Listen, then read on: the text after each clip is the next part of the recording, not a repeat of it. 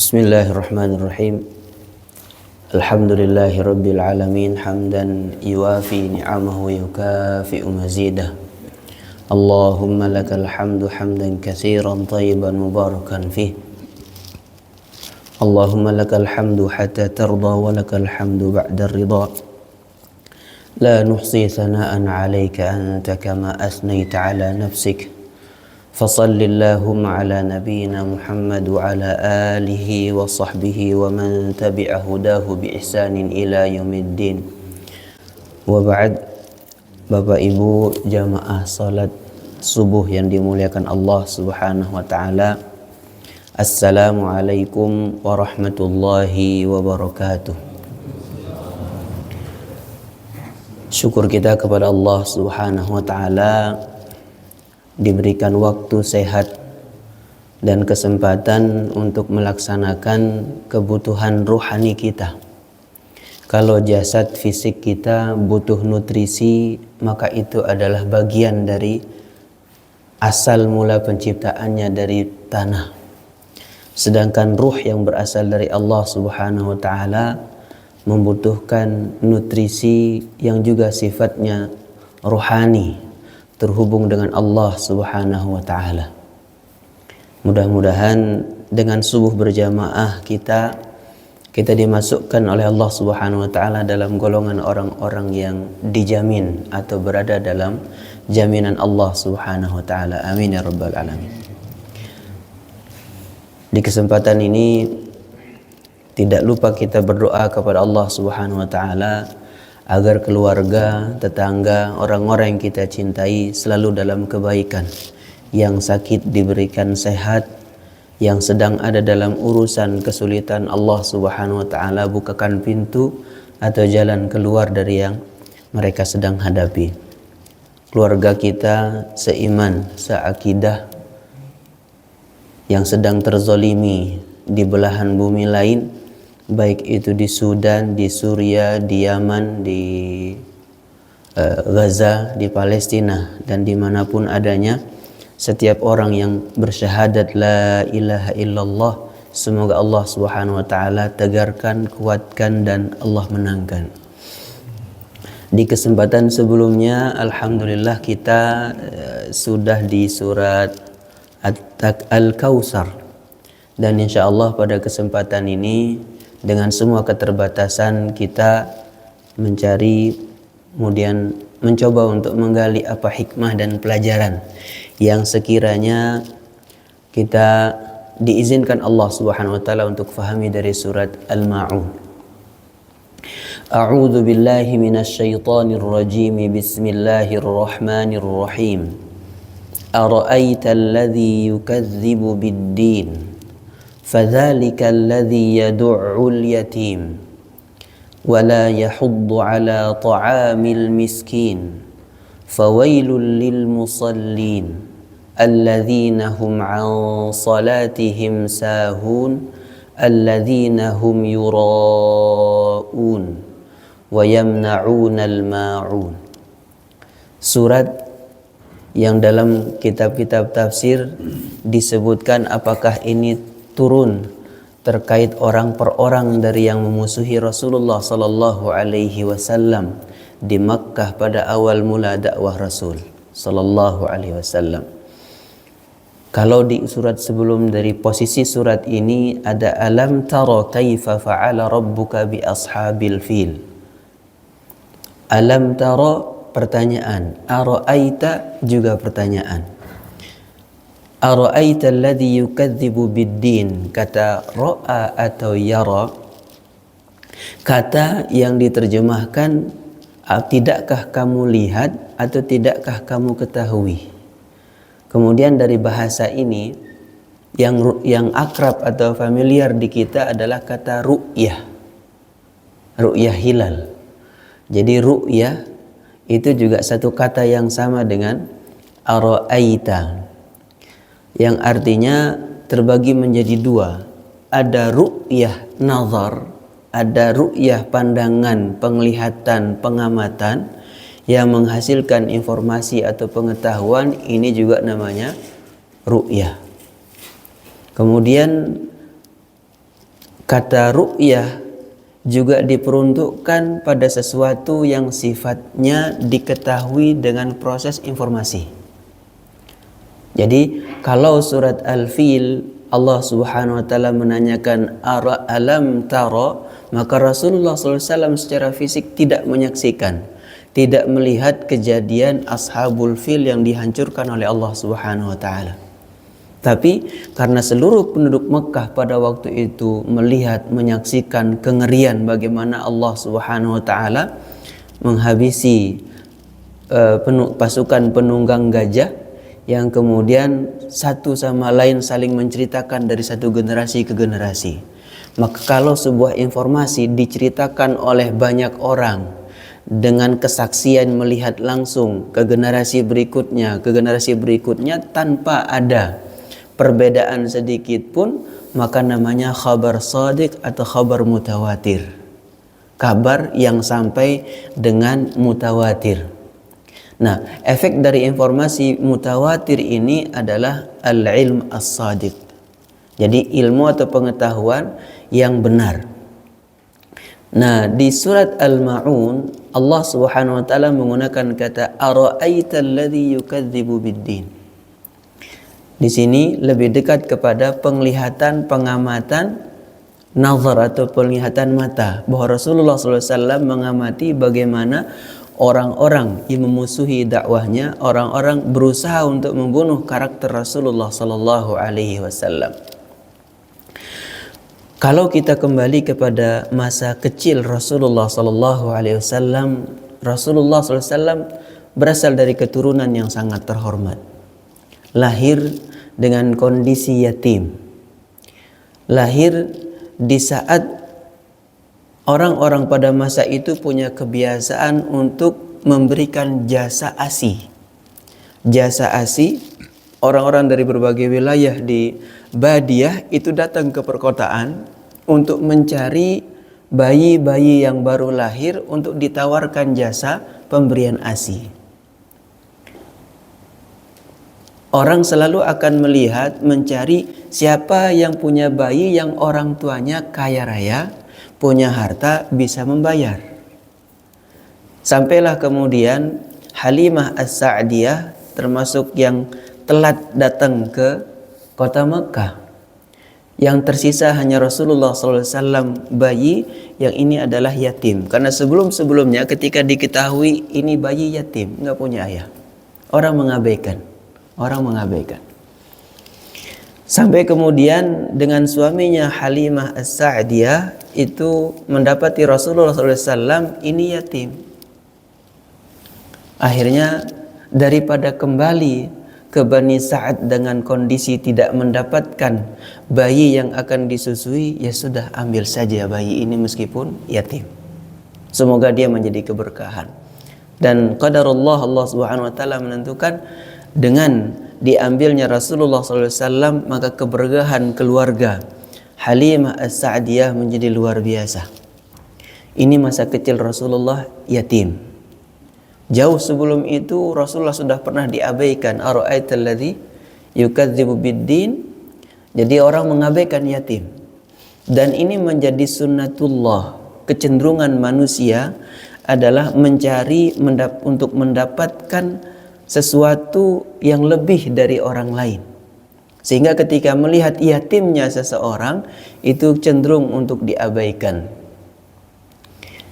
Dan ketika Rasulullah SAW sebelum diutus sebagai nabi, kehidupannya dengan kehidupan yang sangat dipercaya oleh masyarakat Makkah, yang kita ketahui Rasulullah dijuluki Al-Amin sebelum menerima wahyu. Tapi begitu Rasulullah SAW menerima wahyu kemudian menyampaikan dakwah tentang tauhid la ilaha illallah wahdahu la syarikalah, dengan kondisi penduduk Makkah yang menyembah patung-patung yang dipajang di sekeliling Ka'bah pun, kemudian Rasulullah SAW kembali diabaikan lantaran yatimnya. Jadi ada kondisi latar belakang seseorang terus dibawa. Nah, mengabaikan atau penolakan terhadap baik itu yatim secara fisik dengan yatimnya siapapun yang yatim, kemudian setelah Rasulullah sallallahu alaihi wasallam menerima Al-Qur'an lalu dakwahnya ditolak, dimusuhi, semua ini pada dasarnya kembali kepada qaswatul qulub, kembali kepada kerasnya hati. Karena hati yang keras tidak akan pernah bisa menerima kebenaran. Khatamallahu ala qulubihim wa ala sam'ihim wa ala absarihim ghishawah. Kemudian Allah Subhanahu wa taala juga menyebutkan ketika hati ditutup maka tidak mungkin kebenaran akan masuk. Jadi Allah Subhanahu wa taala menggambarkan ara'aital ladzi yukadzibu bid-din dengan perjalanan panjang Rasulullah sallallahu alaihi wasallam dari kecil. Kemudian ketika dakwah ini disampaikan di awal, kemudian sampai Rasulullah sallallahu alaihi wasallam dimusuhi dengan cara perlakuan hampir berusaha dibunuh sekalipun.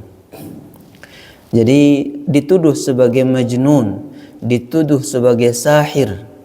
Maka turunlah jawaban dari Allah Subhanahu wa taala, "Ma anta bi ni'mati rabbika bimajnun."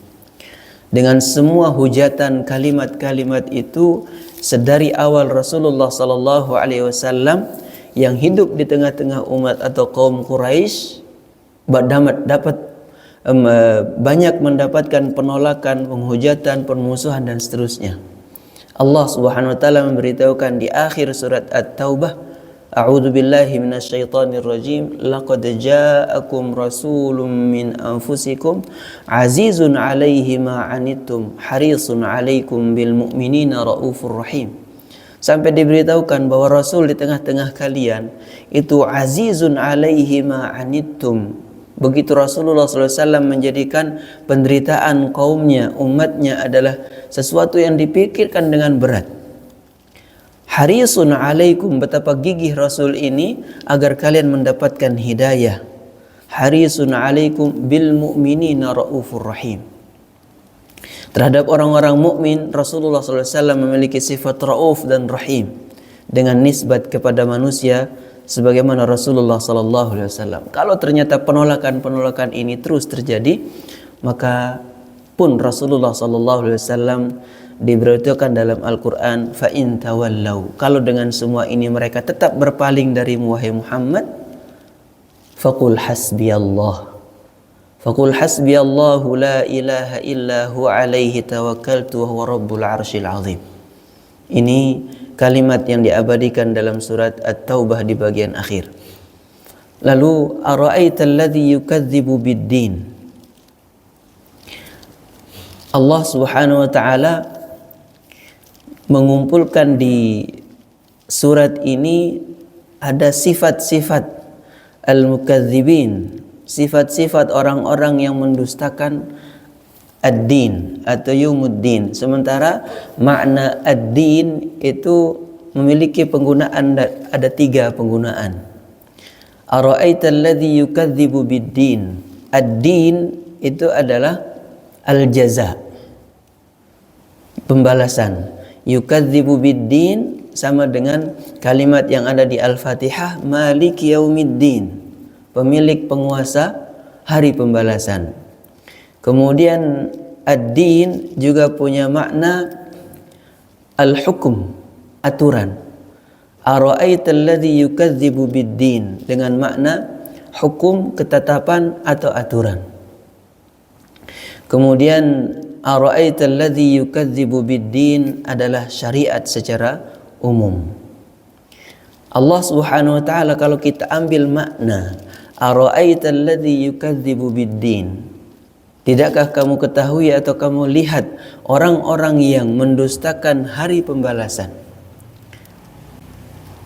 Pembalasan atau sesuatu yang mengancam di belakang hari, kalau diyakini maka orang akan memiliki sikap memilih hati-hati. Sedangkan orang yang tidak mempercayai adanya balasan di akhirat, maka apapun ancaman yang disampaikan dia tidak akan pernah merespon dengan tepat, bersikap dengan benar, maka keburukan dan maksiat menjadi sesuatu yang kecil untuk dia langgar. Ara'aital ladzi yukadzibu bid-din. Sifat yang ada di sini adalah yang pertama takdzib biddin. Allah Subhanahu wa taala memulainya dengan a'mal al-qalbiyah atau amal qalbi yang perbuatannya berada pada hati. Ara'aital ladzi yukadzibu biddin, pendustaan yang pertama. Kemudian sesuatu yang diyakini menjadi satu akidah, ini yang memunculkan sikap atau perbuatan bahkan kata-kata yang kemudian muncul dalam bentuk fadzalikal ladzi yad'ul yatim. Kata yad'u ad-daf'u bisyiddah dalam tafsir yang maknanya adalah menekan, mengintimidasi sehingga anak yatim berada dalam kondisi tertekan. Kemudian yad'ul yatim juga punya makna man'u al-huquq atau menghalangi, menahan hak-hak anak yatim. Ara'aital ladzi yukadzibu biddin fadzalikal ladzi yad'ul yatim. Allah Subhanahu wa taala mengedepankan pada awal surat ini bahwa semua sikap itu berasal dari sesuatu yang diyakini, sesuatu yang diimani. Ketika kemudian Allah Subhanahu wa taala menjelaskan di surat lain, di surat Al-Lail misalnya, Allah Subhanahu wa taala menyebutkan wal laili idza yaghsha wan nahari idza tajalla wama khalaqadz dzakara wal untha inna sa'yakum lasyatta. Kemudian Allah menyambung fa amma man a'ta wattaqa. Di situ a'ta memberi terlebih dahulu, baru kemudian wattaqa. Wa kadzdzaba bil husna. Jadi ada kaitan erat antara amal qalbi dengan amal jawarih, perbuatan yang bentuknya di luar bersikap dengan fisik, itu berasal dari satu keyakinan, satu akidah yang menjadi penentu sikap seorang manusia. Fadzalikal ladzi yad'ul yatim. Kata yad'u ada dua kemungkinan yang kemudian muncul, bahwa yad'u antara menahan hak orang lain atau dengan perlakuan yang semena-mena. Yad'u kalau sikapnya adalah memaksakan kehendak, yad'u baik itu kata-kata maupun sikap atau perlakuan. Kata yad'u ketika bentuknya adalah anak mendapatkan sikap perlakuan yang menekan dengan kata-kata yang menyakitkan, maka ini akan membentuk karakter seorang yatim itu menjadi buruk atau rusak. Fadzalikal ladzi yad'ul yatim. Kata yad'u, sebelum kita ke kata yatim, yad'u menggambarkan segala sikap bentuk yang menekan dan merampas hak orang lain. Al-yatim dari kata al-yutmu, definisinya dalam syariat adalah man mata abuhu duna sinil bulugh. Anak yang ayahnya wafat dalam kondisi usianya masih di bawah usia balik. Tapi mana al-yutum itu adalah terputus. Terputus dari pelindung yang kemudian memiliki peran besar dalam melindungi dua hal. Al-yatim adalah yang terputus dari dua perlindungan. Yang pertama, perlindungan fisik. Anak yatim kecil secara fisik dia sangat lemah. Ini pertama. Yang kedua, al-yutum itu dia terputus dari pelindung yang bisa mengarahkan pendidikan, akal, bimbingan dan pemahaman anak yatim. Bisa jadi terputusnya secara ilmu. Artinya ketika seorang yatim ini tidak dituntun, tidak diajarkan, tidak dibimbing untuk mengenal Allah, mengenal Rasulullah sallallahu alaihi wasallam, ini bagian dari yad'u. Bisa jadi fisiknya, kebutuhan hidupnya diberikan fasilitas yang melimpah dan semuanya serba mudah, tapi kemudian tidak sedikit pun dituntun untuk mengenal akidah-akidah yang sahih. Ini bagian dari al-yutum. Kalau kita ambil kata al-yutum, putus dari perlindungan ini, maka begitu banyak orang yang ayahnya masih hidup tapi kondisinya yatim. Siapa yang kemudian akan bertanggung jawab untuk menuntun seorang anak yatim kepada kebenaran? Masjid-masjid banyak yang kemudian menyisihkan amanah dari masyarakat atau dari jamaah untuk menyantuni anak yatim. Namun yang lebih cenderung adalah memberikan santunan secara fisik. Datang ke masjid dalam waktu berkala sekali dalam sebulan, diberikan santunan bayar sekolah. Kalau bentuknya uang, belum tentu dibayarkan ke sekolah. Ternyata anak sekarang bisa lebih mengedepankan beli kuota, Pak. Pernah mengalami datang, setiap kita kasih, ternyata tidak selalu sampai ke sekolah. Sampailah berita 3 bulan anak usia SMP ini dilaporkan tidak masuk sekolah. Alasannya sakit. Datang minta yang diberikan rutin tadi. Karena beralasan sakit, kita minta untuk cek dokter. Rupanya nggak mau ke dokter. Ternyata usut punya usut, usia SMP sudah strip 2 dites pakai tes pack. Santunan, kita luput terkadang memberikan bayaran sekolah. Dia tinggal dengan orang tuanya, tidak selalu yatim, bisa bagian dari du'afa. Rupanya yang berada pada posisi melindungi kehormatan, melindungi kesucian, melindungi pemahaman akidah, santunan terhadap akidah, pemahaman ubudiyah, iman dan Islamnya, ini sebenarnya jauh lebih penting daripada menyantuni secara fisik atau kebutuhan dasar orang hidup. Maka yadu'ul yatim, al-yutum punya makna terputusnya seseorang yang usianya di bawah baligh dari 2 hal. Yang pertama secara perlakuan fisik, kebutuhannya, perlindungan terhadap fisik. Kemudian kedua, perlindungan terhadap keselamatan akal untuk sampai mengenal kepada Allah Subhanahu wa taala dan Rasulullah sallallahu alaihi wasallam. Kesan kita kalau kita nyebut ini ada panti asuhan, yang terbayang adalah anak-anak nakal, anak-anak bandel yang kurang perhatian, dan betul seperti itu adanya. Seringkali hal ini menjadi muncul karena tidak mendapatkan perlakuan yang sekiranya merawat, menumbuh kembangkan semua proses kebutuhan emosional psikologisnya seorang anak. Satu sama lain, yang lebih tua, yang lebih senior itu membuli adik-adiknya yang masih lebih kecil. Al-yutum. Apakah kemudian kalau al-yutum ini bisa kita geser maknanya, perluas ketika seorang ayah atau ibu yang berada di usia 70 tahun atau lebih, yang kemudian anak-anaknya sudah tinggal di luar rumah, di luar kota, bahkan di luar negeri, untuk sekedar bertanya kabar, mendampingi kebutuhan psikologis seorang yang sudah menjelang ajal, semakin senior usianya, secara fisik tidak mampu bergerak dengan leluasa, secara pemahaman pun kemudian kemampuan memahami kata-kata tidak lagi sehebat masa dulu.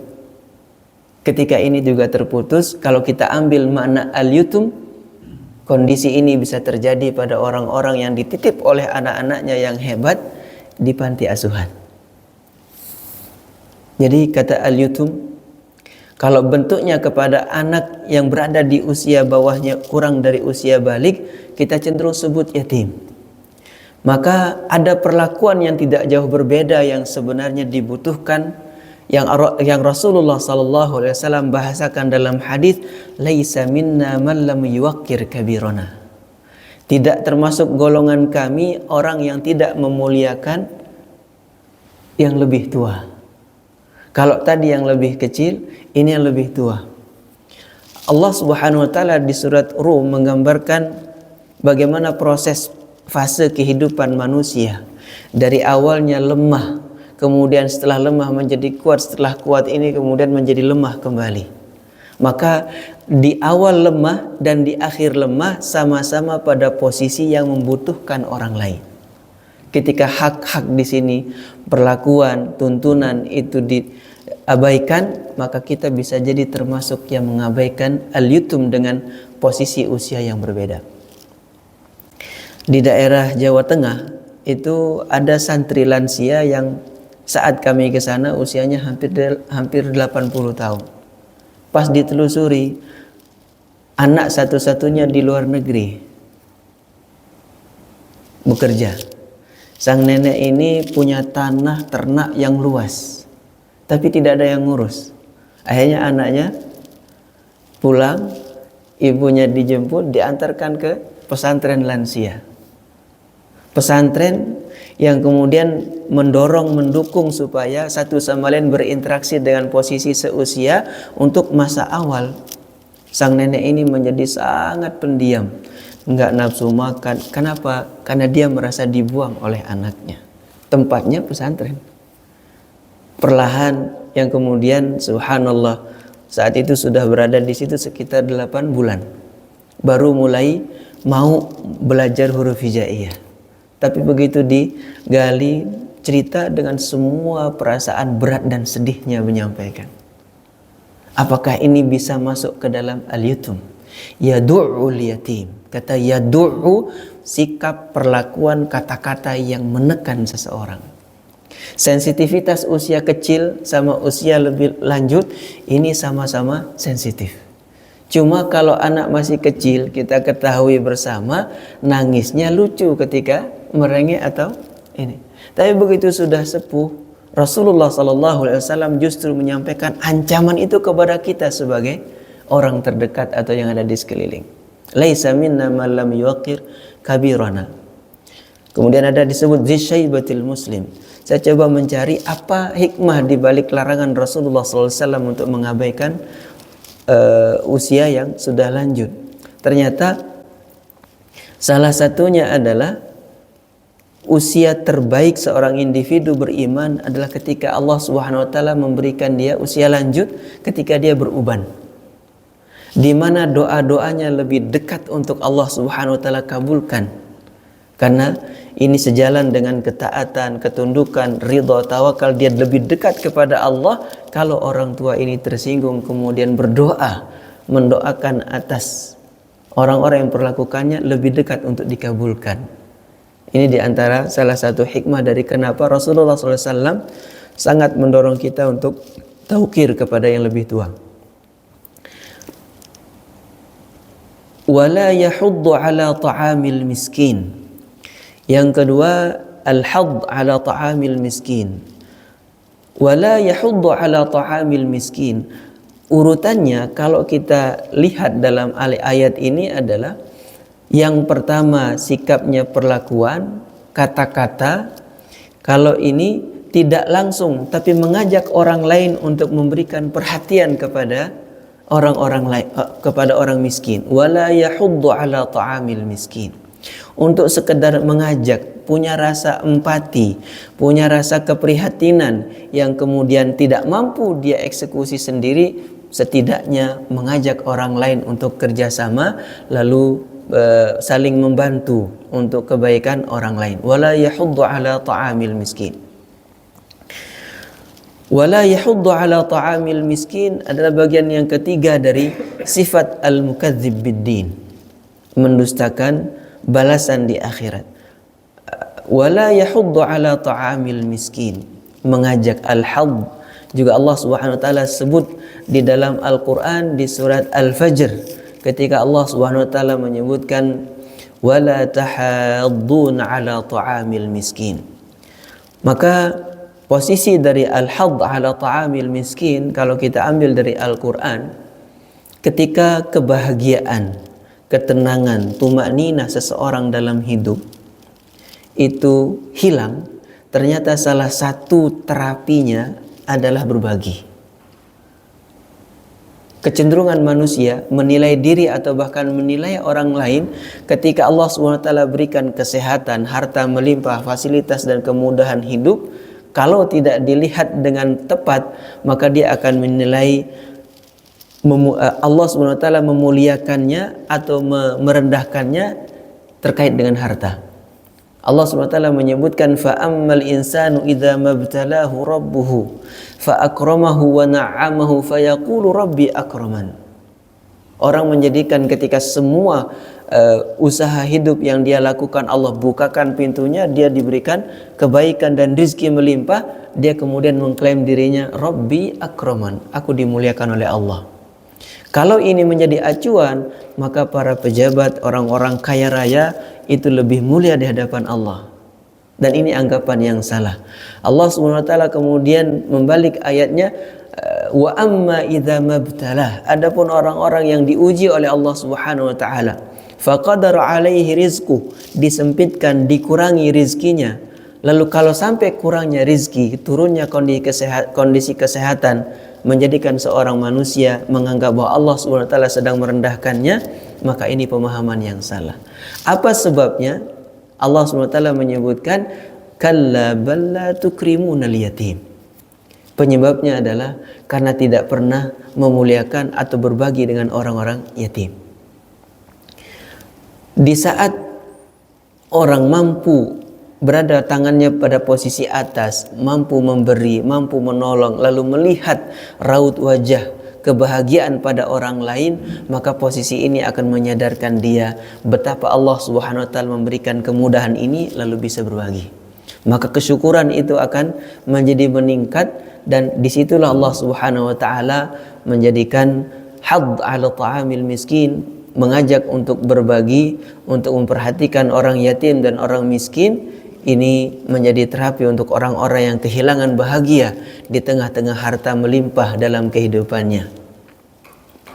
Kemudian sikap rakus yang di sini Allah Subhanahu wa taala sebutkan wa ta'kuluna turas aklan lamma. Kalian makan segala sesuatu itu dengan kondisi an-nahim atau rakus, ya, ambisi, tidak ada rasa cukup. Maka wala yahuddu ala ta'amil miskin. Semua yang dihasilkan, semua yang diperoleh, tidak sedikit pun terfikir untuk berbagi dengan orang lain. Lalu yang berikutnya adalah fawailul lil musallin. Fawailul lil musallin alladzina hum an salatihim sahun.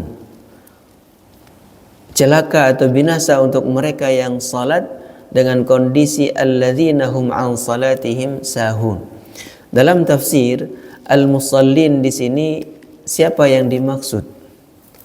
Sebagian mengatakan bahwa yang dimaksud adalah orang-orang yang munafik yang melakukan salat tapi kemudian riya. Satu, yang kedua, mereka melakukan salat tapi dalam mengerjakan salat ini dalam kondisi tidak ikhlas atau berat hati untuk melakukannya. Fawailul lil musallin. Allah SWT menyebutkan ayat setelahnya lebih menjelaskan alladzina hum an salatihim sahun. Orang yang sahun an salatihim. Sahabat Ibnu Abbas menjelaskan alhamdulillahilladzi qala alladzina hum an salatihim sahun. Sahabat Ibnu Abbas memuji Allah, syukur alhamdulillah, mengatakan Allah SWT menyebutkan an salatihim sahun, bukan fi salatihim sahun. Karena tidak seorang pun selamat dari namanya as-sahu dalam salat. As-sahu kondisi lupa atau lalai. Sebagian sampai menjelaskan kalimat ini alladzina hum an salatihim sahun adalah orang yang pertama nih adalah orang yang mengundur waktu salat sehingga keluar dari waktunya. Satu. Yang kedua, orang yang kalau di hadapan orang lain dia kerjakan salat. Ketika tidak nampak, tidak diperhatikan, tidak dilihat oleh orang lain, dia kembali mengabaikan salat. Ini bisa jadi sangat banyak. Ketika kumpul keluarga, datang waktu azan salat, pas lebaran misalnya, yang tidak biasa salat itu biasanya ikut salat. Tapi kita begitu jauh tidak ada dalam pengamatan keluarga, subhanallah, dengan ringan salat diabaikan. Satu saat saya dalam safar yang subhanallah kagum dengan rombongan ini. Ada di antara mereka yang kita baru kenal, subhanallah, salat jama' qasar. Rupanya berjalan dengan baik. Begitu terkejutnya ketika sang anak setelah beberapa lama cerita, alhamdulillah Ustaz, kami saat kita musafir bareng itu sangat bahagia melihat sang ayah sholat. Karena zuhur, asar, dinyama, maghrib, isya kita sholat bareng. Anak-anaknya berdoa, ya Allah mudah-mudahan sampai seterusnya. Subhanallah, ternyata sebelum dan setelah itu memang salat tidak dikerjakan.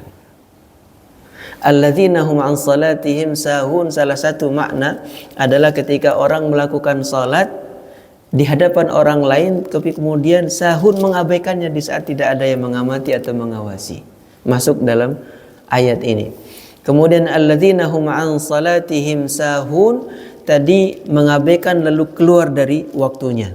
Jadi yang pertama tadi adalah alladzina hum an salatihim sahun, mengabaikan salat sehingga keluar dari waktu. Saya rubah urutannya. Mengabaikan salat sehingga keluar dari waktunya. Penjelasan kedua, ada yang mengundur waktu salat dari waktu utamanya.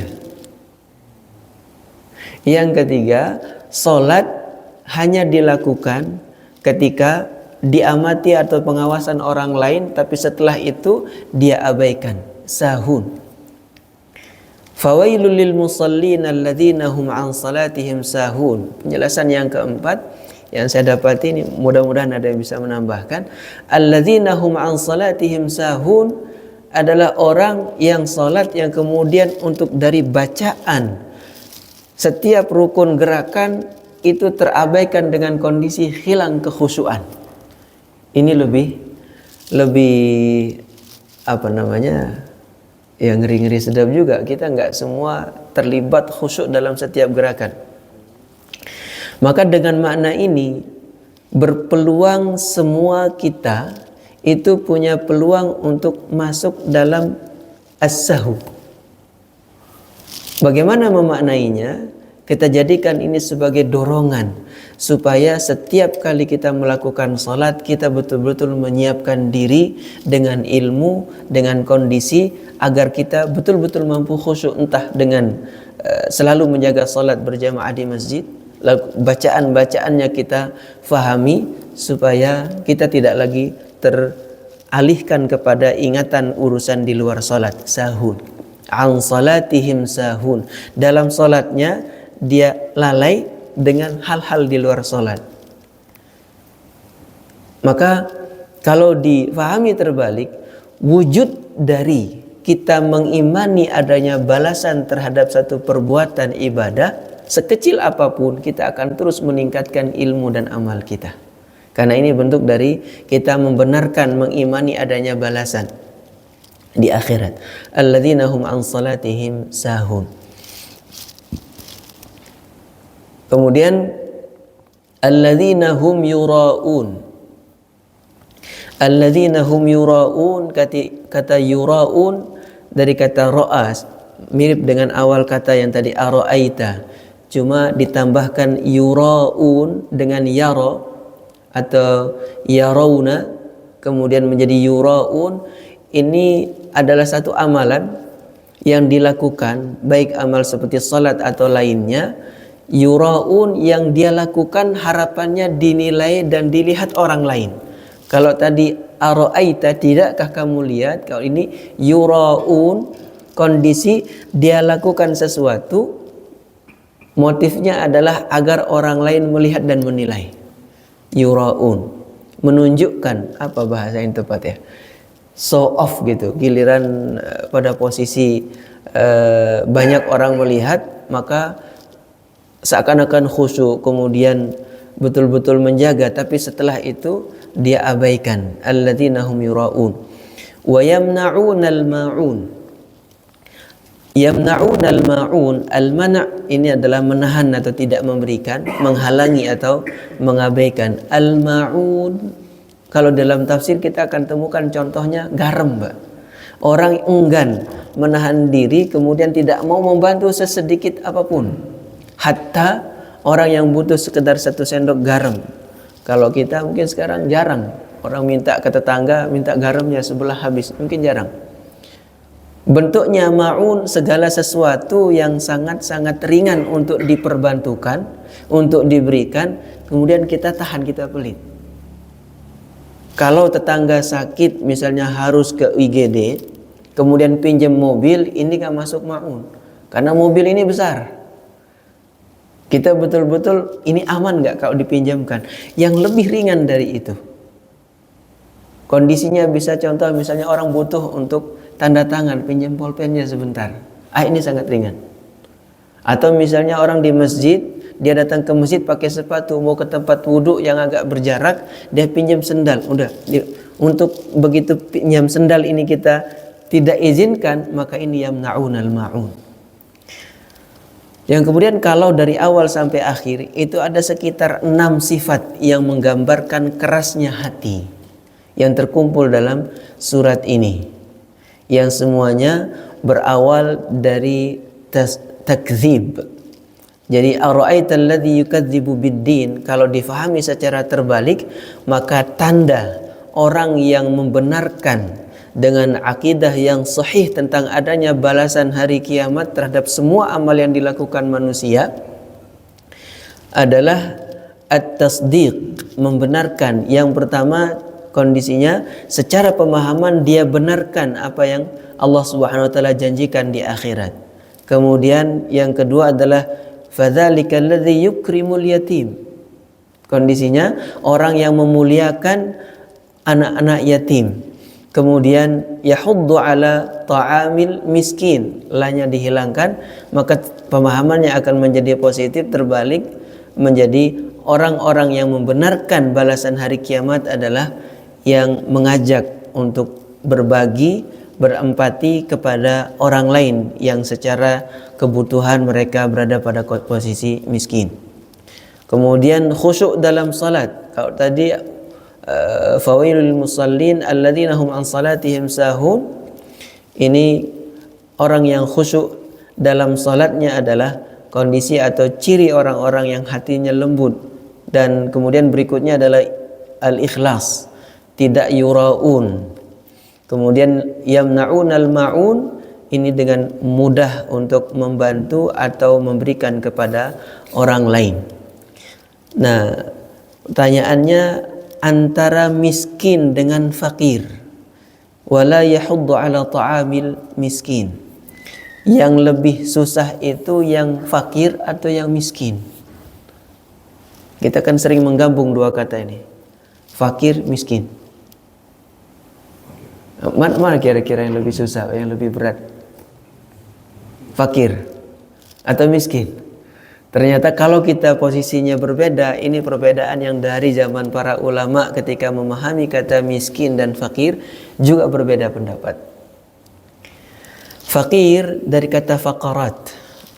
Faqr itu ruas tulang punggung yang ada di belakang kita ini. Ruasnya ini namanya faqaratuz zahar. Orang disebut fakir saking lemah susah sulitnya sampai untuk menggerakkan tegak tulang punggungnya dia tidak mampu. Dari akar kata, dari asal makna inilah disebut orang fakir. Karena dia untuk menggerakkan, untuk beraktivitas, entah karena dia belum makan 2-3 hari atau sejenisnya. Jadi ketika tulang punggung ini sangat lemah, dia disebut fakir karena kondisi kehidupannya. Sedangkan miskin dari kata sukun. Sukun ini juga maknanya tidak bergerak, terlihat tenang. Air kalau tidak bergerak namanya sakinah. Nah, dari kata miskin ketika untuk bergerak sedikit pun dia tidak mampu, tergeletak, tidak mampu untuk berbuat apapun sampai untuk bangkit.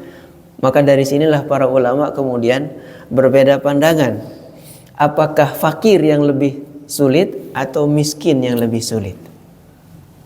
Sebagian memunculkan definisi kalau fakir dan miskin ini, kalau miskin itu adalah hari ini makan, besok belum tahu. Kalau fakir pagi makan, sore belum tahu. Ya, sebenarnya dua posisi fakir dan miskin ini sama-sama membutuhkan bantuan orang lain. Wallahu a'lam, mungkin binti bisa digali lebih dalam. Nah, Allah Subhanahu wa taala dari surat Al-Ma'un ini mencela orang-orang yang memusuhi Rasulullah sallallahu alaihi wasallam lantaran mereka diberikan harta, diberikan kelapangan rizki, yang kemudian di surat yang pada pertemuan sebelumnya pernah kita bahas, Allah Subhanahu wa taala menggambarkan bagaimana sifat Rasulullah sallallahu alaihi wasallam. Di surat Al-Ma'un yukadzibu bid-din. Di surat Al-Kautsar yang pernah kita pelajari, inna a'tainakal kautsar, yang pertama adalah mengimani adanya balasan akhirat, Al-Kautsar di akhirat. Kemudian fadzalikal ladzi yad'ul yatim, hal ini fasalli li rabbika wanhar. Di surat Al-Ma'un itu fawailul lil musallin alladzina hum an salatihim sahun. Sementara Rasulullah sallallahu alaihi wasallam salli li rabbik, dengan penuh keikhlasan ketundukan, salatlah untuk Rabbmu. Ini Rasulullah sallallahu alaihi wasallam dan orang mukmin. Sementara orang yang mengingkari atau mendustakan hari pembalasan itu yuraun. Kemudian wanhar, kalau tadi di ayat di Al-Ma'un itu wala yahuddu ala ta'amil miskin, tidak mengajak untuk berbagi dengan orang-orang miskin, maka di sini wanhar, sembelihlah unta lalu berbagi. Kemudian inna syani'aka huwal abtar, ketika orang wa yamna'unal ma'un, ketika orang lain sangat pelit untuk berbagi atau saling tolong menolong, maka Rasulullah sallallahu alaihi wasallam ditegaskan mereka orang-orang yang mencelamulah orang-orang yang terputus dari kebaikan. Jadi yamna'un al-ma'un, sementara Rasulullah sallallahu alaihi wasallam berbagi dengan orang lain. Nah, sehingga Al-Ma'un dan surat Al-Kautsar ini menggambarkan dua individu yang punya sifat dan sikap yang berbeda. Di Al-Ma'un mukadzibun biddin, di surat Al-Ma'un orang-orang yang mendustakan hari pembalasan. Kemudian di surat Al-Kautsar orang-orang yang beriman kepada hari pembalasan. Terkait Rasulullah sallallahu alaihi wasallam di Al-Kautsar. Ini tadabbur ringkas yang mudah-mudahan menghadirkan pemahaman yang Allah ridha untuk kita amalkan, menjadi satu telaah yang bisa memperbaiki dan menyempurnakan ketaatan kita di hadapan Allah Subhanahu wa taala. Wallahu a'lam. Mudah-mudahan ada yang menambahkan atau menyempurnakan. Kalau ada yang bertanya, mudah-mudahan saya bisa menjawab. Ramadan itu ada jam badan, Pak. Karena banyak minum biasanya. Silakan kalau ada yang menambahkan. Baik, saya kira cukup. Mudah-mudahan di pertemuan-pertemuan yang akan datang kita sambung di surat berikutnya, yaitu surat Quraisy dan Al-Fil. Aqulu qawli hadza astaghfirullahal azim li wa lakum wa lil mu'minina min kulli dhanb. Subhanakallahumma wa bihamdik asyhadu an la ilaha illa anta astaghfiruka wa atubu ilaik. Assalamualaikum warahmatullahi wabarakatuh.